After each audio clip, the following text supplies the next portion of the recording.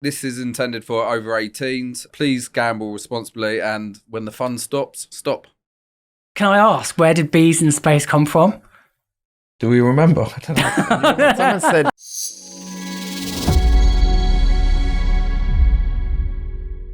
Guys, welcome back. It's our third edition of the Dreamspin Journey podcast. This is breaking through how new studios can stand up in a competitive and saturated market. I'm back. Josh, we're with Will, and we have a special guest, Henry McLean, for the player. Henry McLean, not McLean. Every time I hear McLean... No, it's McLean. It's McLean. It's McLean. Yeah, it's John McLean. McLean. Do you ever get that? You can call me anything. I have many names. But just he arrived on a horse. So I've been calling you McLean all this time. No, McLean. Henry McLean from For the Player. This podcast, we're going to be looking at Henry's journey into launching and starting For the Player, scaling a boutique studio, starting with 4 or 5 games up to sort of 10 plus games a year.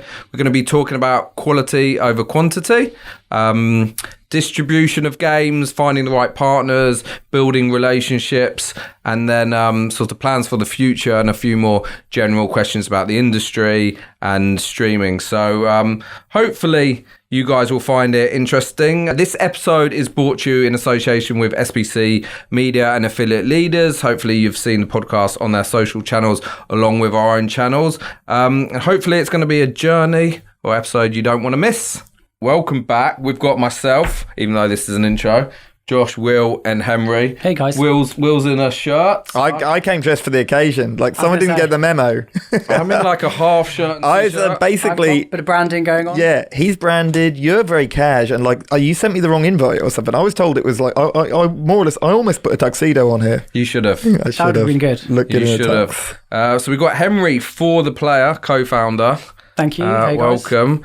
This is only our second or third podcast, should we say. So before we mix it up, we got rid of Jamie. He's done. He's done. He couldn't behave himself. And in steps Henry, good friend of ours, and fellow game studio. So we're going to just jump straight into it. Let's start at the beginning. Can you share story of how For the Player was founded and challenges you face in the early stages of starting a studio where we are? Big challenges. Yeah, loads of challenges, but loads of excitement and fun as well. You're in the really fun part right now. Hopefully. So we formed For the Player 5 or so years ago now. Yep. And basically we kind of found a gap in the market. We thought there was kind of like a gap for a game studio that kind of thought about the player and more importantly kind of thought about fun and entertainment kind of front and foremost. Because a lot of game studios were kind of churning out games constantly and almost like the passion had gone a little bit, we thought. So we thought, let's kind of go back to kind of what really matters, which is the player, entertainment, fun, and kind of build something around that. And that's kind of the idea of where For the Player came from. Was the name thought of afterwards because it's For the Player, or like early on and you're like, okay, we're building a studio for players, so that's the name of the studio? Andrew came up with the name and had quite a few different ideas, but that was kind of like the idea was always about kind of player centric, kind of putting the player first, and then he kind of came up with the idea For the Player, and that's how it was born. It was quite noticeable actually, even in, we don't necessarily need to touch on it, but like your very first game or the first time we met each other at ICE, and you were showing sort of your roadmap, but like even on the first games, as you load up a game, you had sort of volatility meters and variants and like really sort of standout stuff that players may be interested in that other games didn't show, or you had like 2 ways of playing, you could play left or right handed and things like that, like small things, but obviously you're thinking about a player experience that, forget about the game for now, but small things like that, you say, okay, we're clearly trying to think about a player experience rather than other studios that were just doing the same thing. 100%. We're all big slots players ourselves. That's one thing that's quite different, is that we play a lot of games, so we kind of understand those kind of pleasure points as well as pain points, and we always think like, why is that not in a game? Why is it being like that? And we take all those learnings into our games. So like you said, and the maths thing was basically just trying to give a bit of a kind of under the bonnet kind of explanation to the player to kind of make them kind of understand what game they might like, what game they don't like, and try and align and find the right game for the right player. Talking about the player, in kind of like discussions about making games and like what the player what the players want to see, are you thinking about players that are very casual or players that are really going to be sort of diving into the detail? Are you thinking about certain products are better for one or the other, or is it just kind of, is it on a game by game basis? It's a game by game basis, and like the player might not understand what volatility is, but they'll understand the kind of balance they like. So it's about trying to educate them, try and make them kind of know which game they might like more than other games. And try also making a game for a variety of players. We always try and make sure that kind of we've got a game that kind of every kind of player will enjoy and kind of listen to what they might like and what not like.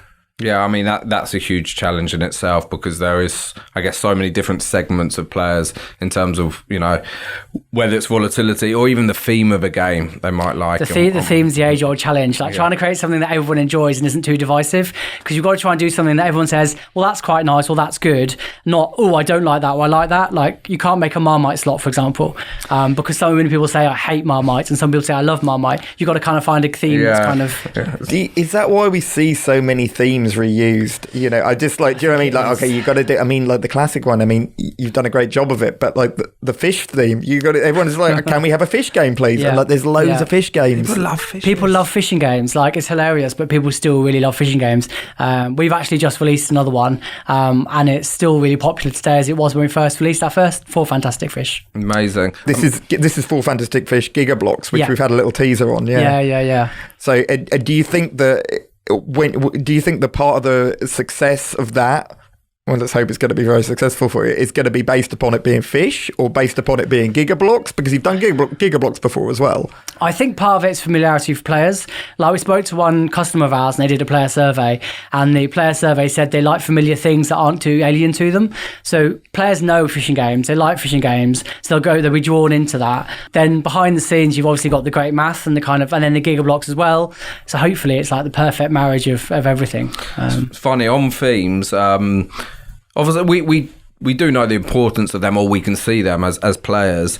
But, you know, when we showcase our first game, which isn't live yet, and someone said, "Oh, you know, this theme is tough." The game's called Buzz Thrill, and it's set in space. I might have had a little preview of it from you guys. Yes, and you know, said, "Oh, the space theme." And we're like, really? People are against space? But it's interesting, but I guess these people will know, like, you've got to think the industry's got to have done some demographics, done really some surveys, and the amount of times we've had a great idea and we've shown a casino and they go, no. You're like, what? And they're like, no, that theme's just a no. And you're like, okay, let's not do that one. There's a few, it's quite funny. There's actually one theme internally that our product guys are desperate to do, and Chris and I are like, no, we're not doing that. And it always kind of battles around a bit, and hopefully it won't come, but you never know. You never know. Nice. Okay. So, started your first 5 years ago. Yep. First year, do you remember how many slots you released? Oh, 4 or 5, I think was our first. 4 or 5. We did 4 or 5 slots and 2 kind of table games. Okay, and now you're up to 10-ish a year, 10, 11 a year. Nice. If you include everything. Yep. So that includes, we've got a bit of retail now going on, so including that, including porting stuff to other platforms. So yeah, 10, 11 probably. So you nearly doubled, so that leads on to the question, you know, scaling operations and key factors that allowed you to sort of transition and grow from 4 or 5 up to, you know, double that and getting close to almost 1 a month now. Yep. Well, we've got a great team and spend a lot of time finding the right people, because you're only as strong as your kind of like your team and people around you. We're also 100% remote, which has really helped. So we can get the best people from around the world wherever they are. So we've got designers in Brazil. That's where our design studio is. We've got tech in Poland, and we've got maths in the UK. We've kind of got management teams in the UK. So we basically just hire all around the place and find the right people that kind of fit into the mix. Well, that seems more common across the board now. I mean, I think I was reading Play and Go that had huge offices there. Yeah, they're really scaling back, aren't they? Yeah, when they announced it, I actually commented on the post saying, did you? Well, welcome to the party, guys. Yeah. Because we were remote from day one, and it was really funny when we announced to people we were totally remote. They're like, oh, but surely you'll get an office at one point. And we're like, no.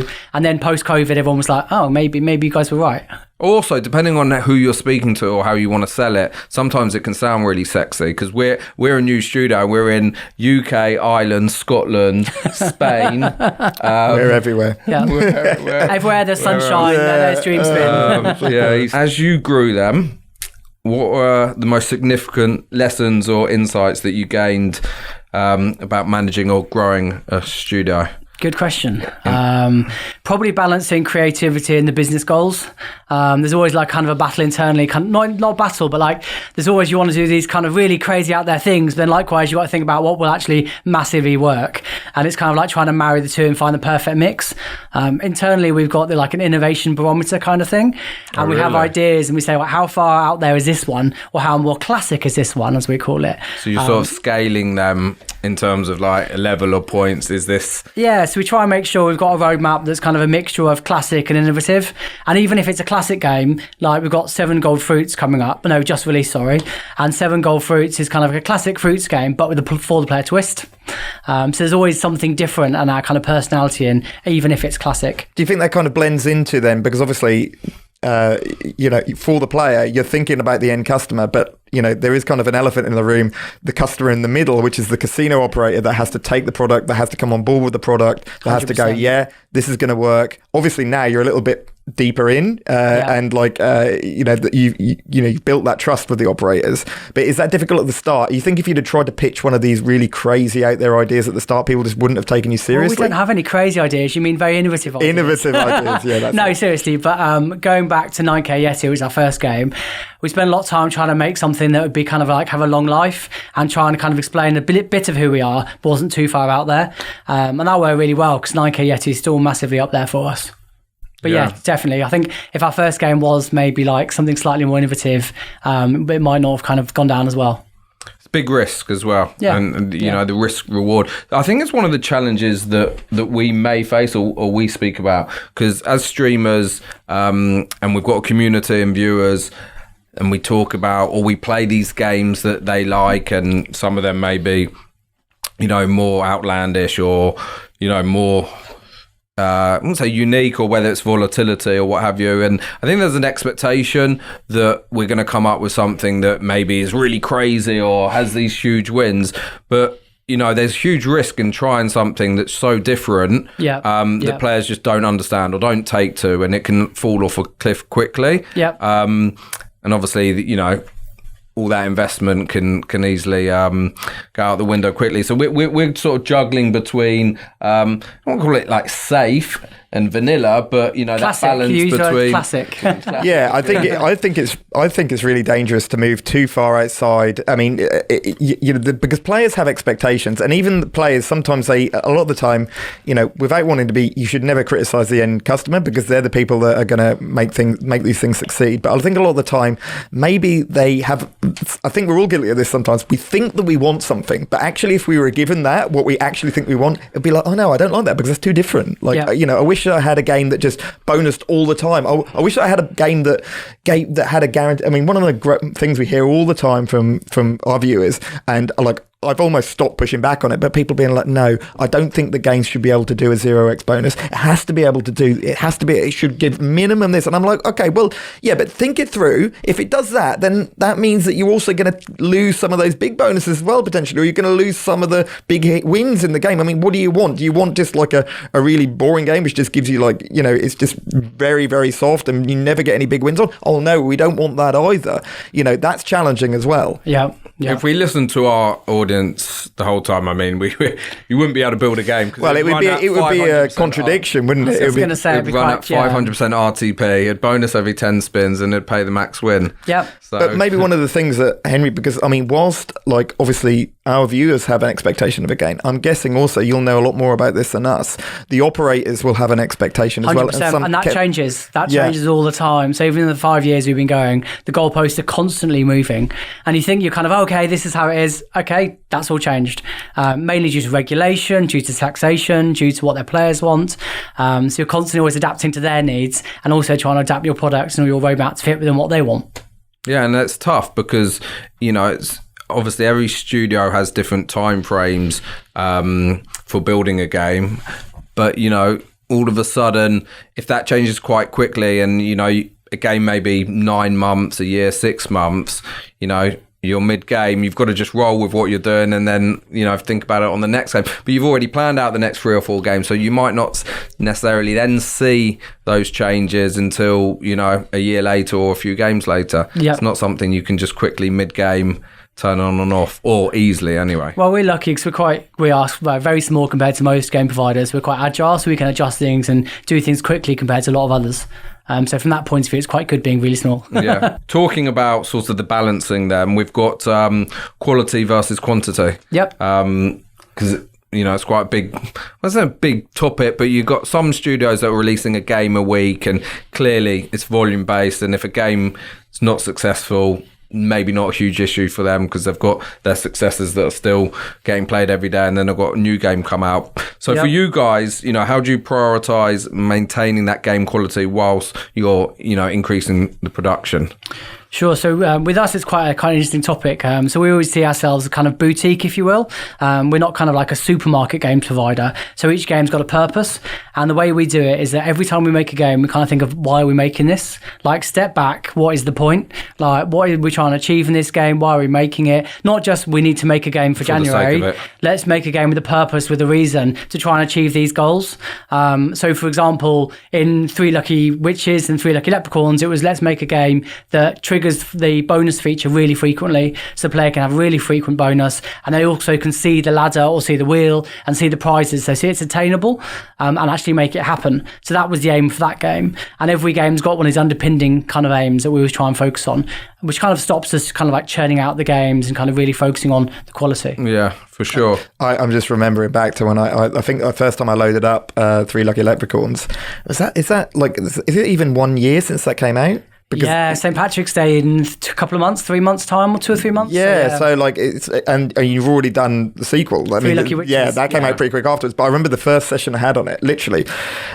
It was just bonus, and like we were on a live stream at the time, and everyone was like, "It must be broken. It must be broken. It's doing something." And you pushed the stake quite hard. Yeah, I did. I pushed the stake hard. I had a really good run of it that time. But it's good when you've got a game playing like that. On that subject about sort of being or positioned as a boutique studio, do you foresee that even forgetting that maybe there's an exit in years and years, but even a couple years down the line, you'll still be. Even if you have the ability to scale, and it's always great to get more games out, you'll always be a boutique studio as you grow, or do you 100%. Yeah. The goal is always boutique, and kind of keep it that way, because you just can't do each game the justice it deserves either, because we spend a lot of time talking to players, customers, casinos, everyone, you guys, streamers, about each game, and trying to do that when there's more than like even 2 a month is like a lot. So we'll always be kind of 10, 11 games kind of a year. We could the kind of max we kind of do. Maybe it's some more in retail and kind of grow that a little bit, but we will never be kind of like supermarket. Yeah, I mean, we can't really speak for ourselves because we haven't launched our first game yet, but I do see ourselves, if we are successful in the market... no, when you're successful. When we're successful, 3, 4, 5 years down the line, still classified as a sort of boutique studio that's trying to produce that quality versus, we're up to, more than a game a month and what have you. And there's plenty of good studios that, would probably fall under that umbrella for sure. I don't think you always need to have crazy volumes to be successful. No, I kind of call us almost a challenger brand. Like, we're the kind of challenging brand that's slightly different. We're not like your big kind of household game provider names, but we're kind of one that everyone loves, hopefully. Is it interesting then, when you consider that every game has had so much love and is so individual, that certain ones absolutely nail it and are massively perform, and then others which maybe you had like a personal kind of like connection to, and then it just flops completely and you're like, oh my god, how did that happen? That's really funny because Chris is one of the other co-founders. Him and I, like with Susie, we're this commercial team, and when we kind of first kind of really play stuff, we're like, oh, I really love it, do you really love it? And we go, oh, and we always say like, and we try and work out like if it'll be a success or not, and it's impossible. It's like an artist trying to predict their latest and greatest work. Like, if you could make a Mona Lisa every time, you would, and there's so much kind of art behind it as well as science. Like, you can do everything you want it to do, but you'll never know. And we've had so many studios in the past as streamers, and we work very closely with a lot of them saying, we think this game's going to be really popular for your viewers, streamers, and it just really isn't. And other games they may not foresee, and they're almost smash hits, so they can't predict as well as anyone else. Sometimes, you can do everything, you can put all the right ingredients in, but you never know what's going to come out like, and also if it resonates. It's such a personal thing, gambling. Yeah, that's why I think some studios almost make the mistake of they go with volume because that they take out a bit of the element of prediction. They're like, well, we'll keep just churning out and something's going to hit. But and it'll be in the shop window for longer, because if you're constantly churning out content, it'll be in the shop window, and that's the kind of the hardest thing nowadays, is kind of keep that game in the recently played, in the popular games, in the feature games, on the casinos.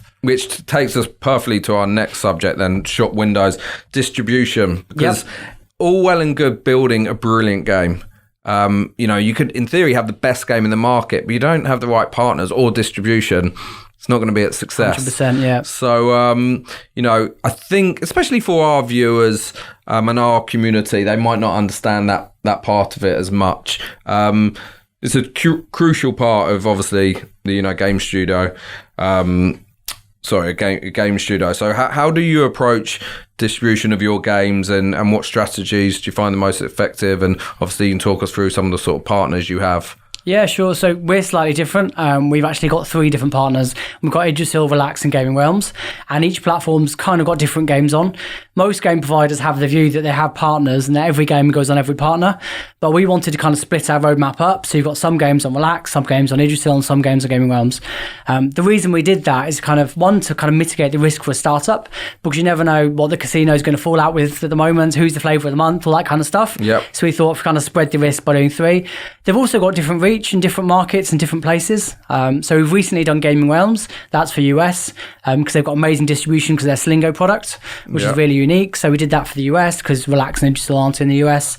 But that's kind of how we've got it. I mean, they're all great partners and we love working with all of them. Do you don't necessarily build games specific to that partner? Do you decide this game should go out on Idrisil versus Relax, or you just try and split them up sort of equally? Good question. We always get asked kind of how does it work? So sometimes it's kind of like they have something we want. So for example, Dream Drop, which is brilliant. It's the jackpot network on Relax. Yep. So we did 5k gold mine Dream Drop. And then sometimes it'll be like there's a bonus tool. So Idrisil's got the boost functionality, which is really good. So we think this one would be really good kind of using something that Boost has got. But then also sometimes we pitch it to them as well. So we'll kind of like, here's some ideas. Which ones resonate with you guys? Which ones do you like? And kind of like say kind of which ones work well. And sometimes also there's just a natural fit, because we're in a development cycle, and they'll say there's roadmap slots here and here, and we'll be like, well, that fits with that game, and it naturally fits. Fine. And you talked about Gaming Realms. That's quite unique, because they're not a traditional Relax or Idrisil that have these sort of partner programs. No. You're the only studio. Right. Yeah, we are. We're very lucky. We've got a great relationship with those guys. We're their first and only third party, which is really good. But it kind of works for them because they've got Slingo, which isn't, if you haven't seen it, it's bingo and a slot kind of combined. It's a great product, but it's not a slot. So we're kind of like their slots that they do have. So it's very different to what they do. So hand in hand, it kind of works really well, if that makes sense. Just from a point of view, just if there are any viewers that are watching that don't understand the complete pathway, the complete kind of umbrella from game studio through to the casino that they're familiar with playing on, Henry, do you just want to give the most simple explanation that if someone loads up on Joe Blogg's Casino, why are they not seeing a for the player game? Is that talking through it in terms of the aggregator and then yourselves? Sure. So to step back a bit, basically like there's a casino, it's like henrycasino.com. They'll have like different integrations, which are like tech partners, and they'll be like Idrisil, Relax, Gaming Realms. We have our game almost installed on their platform, like installed on their version of like Windows, so to speak. That's then connected to the Henry Casino. So when you go on Henry Casino, it kind of all connects through to our game. Because we don't have our own tech platform. We basically specialise just on games. And where some people may be confused, because obviously those partners, Idrisil and Relax that we've mentioned, obviously they do their own games as well. Yes. But like when you come through into a casino, you kind of get bundled in with their games as like one package as far as the casino is concerned. Yeah, normally it's actually quite frustrating, but normally the way most of the casinos' content management systems work is that it's done via the tech partner you come in on. So quite often our games will say it's a Relax game, it's a Idrisil game or a Gaming Realms game. Sometimes we manage to get like for the player kind of filters and sections, but quite often it will kind of be categorized as one of their games. Yeah, and that could be, I guess, from a point of view of like brand management, you want to be known as for the player. You don't want people, there's someone that you've not managed to reach via social media that may be thinking, oh, well, I really like this Idrisil game, but it's not an Idrisil game, it's our game. We want our own branding. Yeah, we spend quite a lot of time on branding. So hopefully the players will know it's one of our games or have seen it elsewhere via a different touch point, even if they haven't seen it in the casino as for the player game. luckily, even on a casino lobby, if it's filtered under the aggregator, at least when you open up the game, there's It gonna says be that exactly. branding. Exactly. But I think that is quite an important point to note, because a lot of our viewers will say, is it going to go on this casino, that casino? If you just have one game, which we're going to have to launch one game, you can't just pick and choose and call up that casino B. We've got a game, can we? There's so much tech. They've already got to have that integration with that partner anyway. And if they're not, then good luck getting one game on a casino. That's exactly it's a lot of work for them to take for one game, and that stuff just doesn't happen. It's not reality, really. No, exactly. Like, we get lots of communication from players, and they always go, "Why has this casino not got this game?" And I'm like, "Okay, let me step back and explain why." Yeah. And they're like, "But can they just get it?" And I'm like, "No, they're not just going to sign a deal with a new aggregator for one of our games, unfortunately." Yeah, I mean, at that point, you're doing a smash hit if you can manage to do that, to break the mold. That's the distribution and sort of your partners in the aggregation side of things. Yep. Now, moving ahead, the importance of relationships with actual operators. And one of the things on relationships, I'm going to guess, going back to what you've got with Gaming Realms, because that's unique, I'm sort of going to guess that's based on sort of historic relationships and networking, and knowing people there that sort of led to that, rather than you guys just having an idea and pinpointing someone and going, Gaming Realms, let's contact them and see if they'll be up for that. Am I right in saying that there was something there? Or yeah, Chris basically had a relationship with them previously and kind of joined up the dots and thought it might make sense. But we're quite lucky that we've all worked in the industry for many years. Like, I've been in the industry over 18 years now. We're actually in a startup previously called Ash Gaming that some of your viewers might have heard of. So we've got loads of relationships from then, and then we worked at Playtech. So since then, we've kind of been building relationships. So we're quite well connected, luckily, in the industry, which obviously helps. Yeah, I mean, it's almost an obvious thing to say, because in any warp of life, but those relationships are just so key, because they can lead to these opportunities or partnerships that are maybe a bit outside the box, and you stand out exactly off the back of it. So moving then on to relationships with actual operators. When I talk about operators, and I'm now talking about the casino, the customer. Building and maintaining relationships with operators so key, because you've talked about already sort of positioning and positioning maybe within a casino lobby, and having those relationships to make sure you're getting your games out, people wanting to take your games or having the right position. So, how have you cultivated those sort of long-lasting or relationships with operators? I think one of the key things is truth and transparency. It sounds really obvious, but like, if an operator says to us, for example, I really like that game, can we launch it? And I'm like, well, please don't. That game's not right for your market, not right for your players, and it won't perform. They go, okay, well, that's the game I was going to launch. And we're like, well, how about you focus on something else, because that game just won't work. And then they'll be really surprised and say to us, well, most game providers say take every game. And we're like, well, it's more important for you to take the games that make money for everyone. And then when they come back to me again, they'll be like, well, Henry told the truth that last time. So when he says this game should work for me, it should work. And that's something we've always done, and it really does resonate, because unfortunately a lot of people will just tell you every game, like you said earlier, every game's the greatest game ever, and that's not always right for every market and every player. Yeah, and long term, these things come back to bite you, and if you oversell and you don't have the product, then 100%. Good luck getting in the third or fourth game. Exactly. They'll be like, Henry told me like, every game's the greatest game, and every game's going to really perform, whereas he actually said, okay, that game's not right for me. So maybe he does always tell the truth.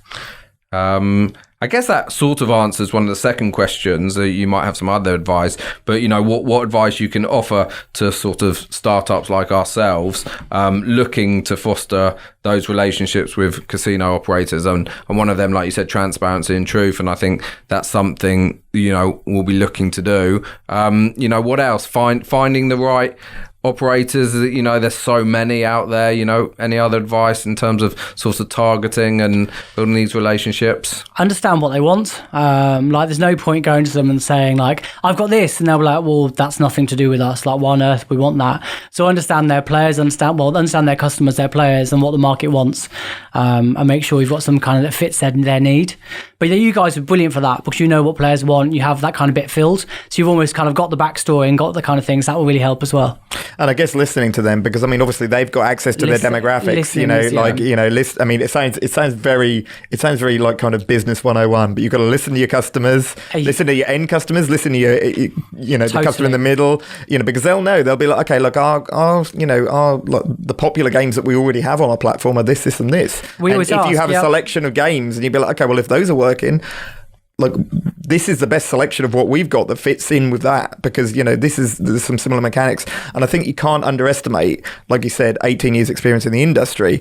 There's a big difference. You can draw on that, and where those ideas and mechanics have evolved from. So you kind of understand the player experience that's gone, okay, well, probably 5 years ago they were probably playing that player was probably playing a game like this. Now they're into this sort of game, and you can't really, I don't think you can cheat that. I don't think you can kind of there's no kind of shortcut to being able to have 18 years in experience in the industry. It just works. Yeah.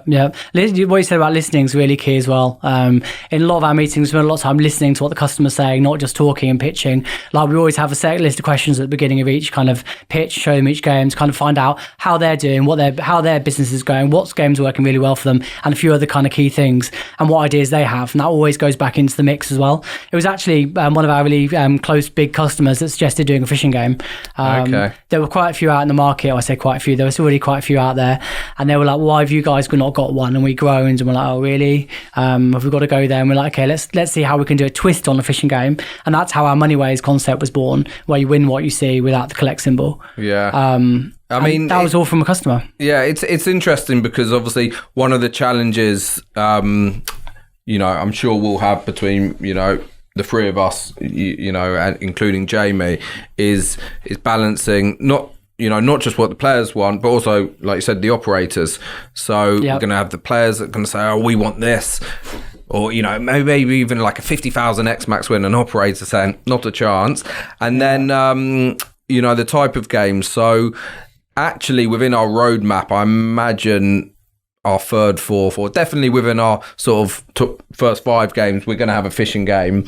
You have to. And again, it's not necessarily because we're like, this is exactly what we want to make, but we're going to look to put our spin on it for sure. But we know both the operators like them and also our community likes it, so it marries the two. Sometimes we're going to have to go against the grain and do something that the operators are really pushing for that maybe the players aren't so much, and other times we'll do something that we know will resonate with our community, and maybe the operators don't want it as much. But luckily our USP is the fact that we have that community, we have players that we know want to see our game, so hopefully the operator will then buy into that and say, okay, it might not have been our top choice, but you've got a player base that hungry to see that, willing to see that, so hopefully it brings those two together.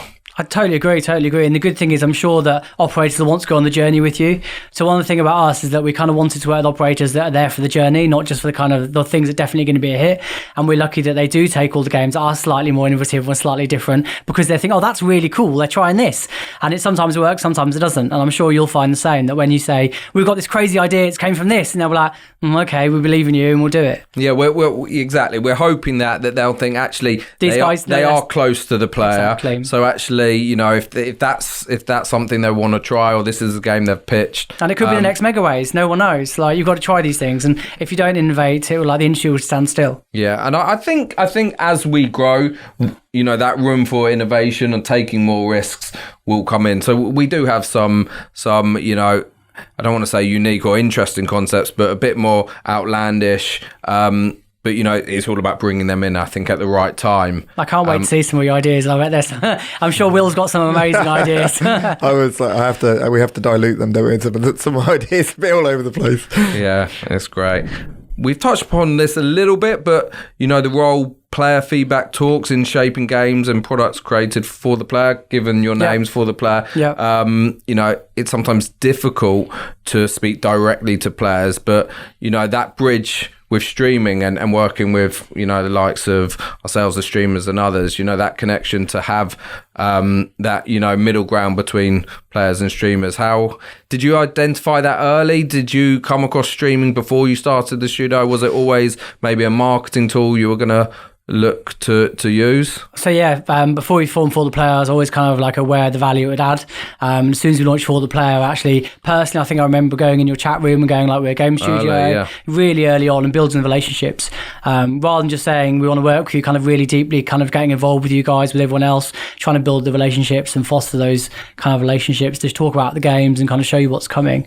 Because it really helps. Streaming's really a really good marketing channel and really key part of the mix for us. And you can't, I wouldn't say downplay it, but undervalue it. But, you know, we could talk about loads of studios on our channel, and our community wouldn't necessarily know a name behind that studio, but they know your name because you've been in the chat. They know Henry. You're in the chat. It's really funny. I'm Henry. Yeah, always goes at Henry. And that's amazing. Yeah. Just it's a small thing. Yeah. But you know, if we talk about another studio, I won't name them. They won't say is that so and so because they don't know. But you've got a name and a face. We get loads of emails each month, and they always go, "Hi Henry," and like 90% of them call me Henry by name. We got loads of direct messages on social media. Happy Christmas, Henry.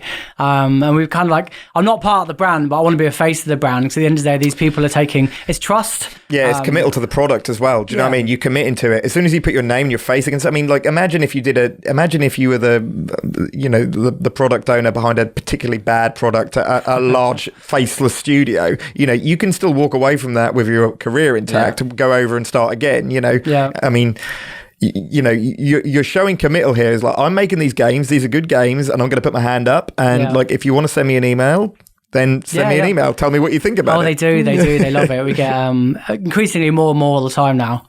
From players that have had good and bad experiences, or just asking questions. That's the other thing. We get loads of really random questions. I'm sure you guys do as well. Yeah, I think we did a Q&A actually, didn't we? On, you did. The community, because players are very, you know, they're always intrigued to know what goes behind a studio, and some of the questions. And it's all the myths and like almost legends. Like, I believe this happens. It's like, no, that's not a thing. There's a lot of myths there, and we won't talk about it because it's it's a podcast in itself. But the RTP myth and sort of, I mean, I don't. Can a casino switch it? Yeah, can things change? I think it'd be great. Maybe it's one. I mean, want to talk about like more regulation, legislation, stuff like that, but like I certainly think like maybe an internal commitment within the industry to start using certain common language and terms, you know, just so there's less, just to kind of minimize the confusion. Because you know, some people call things one way, some call it another way. They're displaying things in different ways. You tried to standardize it with the way that you display your game information at the start of the game. You know, you've got like, at least across all of your products, people can compare things like volatility. I think when we talk about things like volatility, which is such an essential concept now, all the players talk about it. But yet, it kind of like, people, you know, right? Is a 4 out of 5 player volatility on this game the same as another provider's volatility? How are they measuring it? What's going on? So standard deviation, but then again, it depends on like 1 to 5, 1 to 10, 1 to 7, and then you've got your lows, your medium highs, your low mediums, and it's like, what does it mean? What's it mean? And from a player perspective, you know, they may see volatility just in terms of like, does it bonus 1 in 100 or 1 in 1,000, but you might have a game that bonuses very frequently and is massively volatile. Did you see? I think it was one of your last videos. You were playing some of our games. Someone commented, "Oh, why are you playing For the Player really low volatility games?"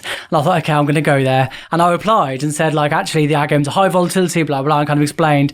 And he then replied again with something that's made no sense. And I tried to reply again. I thought, just totally not. If you go down a hole with certain people, I think there's. I also think that there's a sometimes there's a little bit of a misconception, like the difference between volatility and then obviously like the maximum win. Like, do you know what I mean? So like, you know, it's possible to win. It's possible to, you know, on a low volatility game, you can go on a really good run. But it has to actually be a run. You know, you can go on a really good run on a low volatility game and still win a load of money, you know, or like a high volatility game, you just kind of need to wait and then get lucky and hit. You know, you can win on any sorts of games and they can be fun. All of these different products can be fun. What sort of games do you like? Oh, good question. I think it depends on my mood. It depends what I'm doing at the time and why I'm gambling. Because like it'll either be like I'm deliberately playing slots, like I'm going to play slots for an hour and have really good fun, or I'm killing time. And if you're killing time, you kind of want something really volatile to kind of like either win or lose. Yeah. But if you're paying for a longer time, you want something kind of slightly softer. Yeah. What have I enjoyed recently? I like the print games. They're really fun. Royal Potato. Going back to themes, actually, that's a genius theme. Who would have thought potatoes? Unbelievable. Royal Royal Potatoes, yeah. That's really good. Gold Blitz is really good. Yeah. But then I quite like my You classic. sort of introduced us to that. A little bit, yeah. And, That's a good game. To the video, it's very high energy. Very high energy. I love it. Yeah. But then I like classic games as well, like IGT's classic Siberian Storm. Anyone that knows me, Oh wow, I love that game. Land-based. Land-based, but also online. It's quite rare to find it online these days. Yeah, but I think when we first started streaming, love we that might have game. touched upon that. Yeah. Nice. All right, so we're coming to a close. What sort of advice could you give us, or aspiring game studios, or tips, you might say, to a sort of new studio boutique coming up? Keep it fun. Yeah. Like at the end of the day, it's the entertainment industry, guys. Like it's meant to be fun. You want to enjoy yourself. You might tell I love what I do. I love making games and talking to people about the games. And that passion goes into each game. So kind of keep it fun and entertaining. And also be different. There's I don't know if you know the guy. There's a guy called like Seth Godin. He's like a really interesting marketing guy, and he's written loads of books about marketing. And he's got a quote about how blending in is like basically means you don't exist. Yeah. And you need to be like, he calls it a purple cow in one of his early books. You need to be the different thing, especially in this industry when there's so many game providers. You need to be different and stand out, but for the right reasons. Talking about sort of standing out, even our first game, Buzzthrill, it's bees in space. It's a bit quirky. It's a bit brilliant, guys. It's random. It's really good. Like when I first saw it like a few weeks ago, and you sent it to me, I was like, "That's really good for a first game." Yeah. It's super impressive, guys. Listen, we know some people will look at it and be like, "Bees in space, it doesn't make sense." But you try and be a bit different. You can't. Can I ask, where did bees in space come from? Do we remember? I don't know. Someone said, I think we talked about, because obviously actually bees itself as a concept is quite, because they collect things. A few good bee games, slots, like just generally in slots, there's like a few good bee games, but then obviously not just wanting to do it. I think we had the idea for the expanding grid, and we were like, way before the theme. Yeah. Before we came up with the bees in space. Yeah, because we looked at that grid and we were like, oh, that looks a little bit honeycomb shaped. Oh, we could do a bee thing. And then we were like, I don't know. And then I think it fell into space. Yeah, well, I wanted to make the real grid itself into some not just have it like just generic sort of vector graphics. I wanted to be like, okay, I wanted it to actually be a part of the background, so that kind of then I was like, okay, well, how can we do this? We either make it a beehive or it's a spaceship, and then it just kind of went from there. It was a bit random. Our second game was a bit more traditional, fruit characters. Nice. And then the fish. So we'll see. Yeah, pushing different themes is interesting. So lastly, a bit of maybe a cheesy question, I don't know, but what do you personally find the most rewarding about being part of For the Player? I love slots. I love slots. I feel like a kid in Willy Wonka's chocolate factory every day because it's like making things I really enjoy. So that's great. It's also good working on something you believe in. And making something slightly different. Like I believe in our product, I believe in our brand and what we do, and that's quite rewarding. I mean, it's so amazing talking to Henry because, like, the thing is about a lot of the time when you speak to people within the industry, although even if they're incredibly talented in their position, they lack that kind of broad knowledge. If you move a little bit outside that, and you're talking to a great mathematician, you start talking about the art or the front end part of the game, they're like, don't know, but Henry, you can kind of touch on any part of the process, and you feel like he's been in those meetings, he's had those discussions, you've talked about it, and you're involved. But I think, listen, we're big fans of For the Player and your games, and I think that passion comes through. And hopefully with us, the passion, we really love slots. We stream them. Yeah. Sometimes, you almost play them too much and you need a bit of a break. And I think when you love something and you're passionate, hopefully that leads you down the right path. It definitely does. I think there's too many studios where you think the person building that game, are they passionate about it? Were they just churning something out? The thought process, was it just ticking quota? And that's not to say there's not great people in the industry.